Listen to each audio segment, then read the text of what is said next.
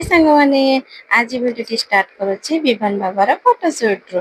ମୋତେ ଯେତିକି ସମୟ ଲାଗିଥିଲା ଏ ଭିଡ଼ିଓଟି ଫଟୋସୁଟ୍ କରିବା ପାଇଁ ମୋ ବିଭାନ ବାବାକୁ ସେତିକି ସେକେଣ୍ଡ ଲାଗିନଥିଲା ଫଟୋଟିକୁ ବିଗାଡ଼ିବା ପାଇଁ।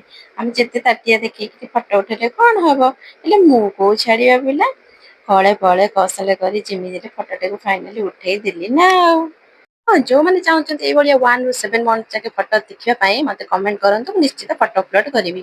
ଏତେ ସବୁ ପରିଶ୍ରମ କଲା ପରେ ମିଠା ଗୋଟେ ଆଣି ଖାଇ ଦେଇଥିଲି। ଆଉ ଗୋଟେ ମିଠାର ମୋ ପେଟ ସାତ ହବ ଭାବିଲା ବେଳକୁ ସ୍ୱାମୀ ଆଣି ଏପଟରେ ପହଞ୍ଚେଇ ଦେଇଥିଲେ ଇଟିଲି। ସାଙ୍ଗମାନେ ଗୋଟେ ସଙ୍ଗରୁ ଗେସ୍ କରି କୁହନ୍ତୁ ତ ମୁଁ କୋଉ ଜାଗାରେ ରହୁଛି? ଇଟଲି, ସାମ୍ବର, ଚଟନି ଚଟନି। କୋଉମାନେ ଜାଣିପାରିଲେ କମେଣ୍ଟ ନିଶ୍ଚିତ କରିବେ। ହଁ, ଯୋଉମାନେ ମୋ ଭିଡ଼ିଓଟିକୁ ଦେଖୁଛନ୍ତି ସବସ୍କ୍ରାଇବ ନିଶ୍ଚିତ କରିବେ। ତାପରେ ତ ମୁଁ ଧରିକି ବସି ପଡ଼ିଲି ଖାଇବା ପାଇଁ।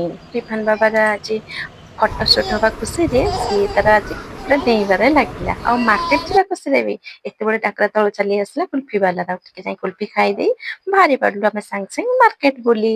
ଆଉ ଆପଣମାନେ ତ ସମସ୍ତେ ଜାଣିଥିବେ ମିଠା ଦୋକାନ ଯୋଉଠି ମୁଦି ଖାଇବି ସେଇଠି। ସାଙ୍ଗେ ସାଙ୍ଗେ ପୁରା ପଶି ପଡ଼ିଲୁ ମିଠା ଖାଇବା ପାଇଁ। କ'ଣ ଖାଇବା ଭିତରେ ଭାବିଲା ବେଳକୁ ଏତେ ସବୁ ଆଇଟମ ଦେଖି ମୋ ପୁଅ ସବୁକୁ ମାରି ବସିଲା ଆଉ କହିଲା ମାମା ଏସବୁ ନେଇଗଲେ ମୁଁ ଘରେ ନେଇ ଖେଳନ୍ତିନି।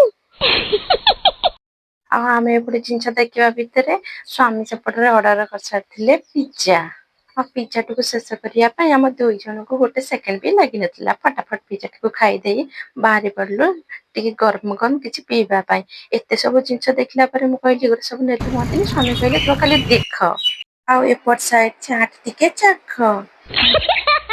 ଆଉ ଏ ଗରମ ଦିନରେ ପେଟକୁ ଟିକେ ଥଣ୍ଡା କରିବା ପାଇଁ ଖାଇବାକୁ ବସି ପଡ଼ିଲୁ ଟିକେ ଆଇସ୍କ୍ରିମ ଖାଇଦେଲା ପରେ ମନ ତ ହେଲା ଖାଲି ଆକାଶରେ ଉଡ଼ିବା ପାଇଁ ଆଉ ମାନେ ଘରକୁ ଯିବା ପାଇଁ ମୁଁ ପହଞ୍ଚି ଯାଇଥିଲୁ ଆମ ରୁମରେ।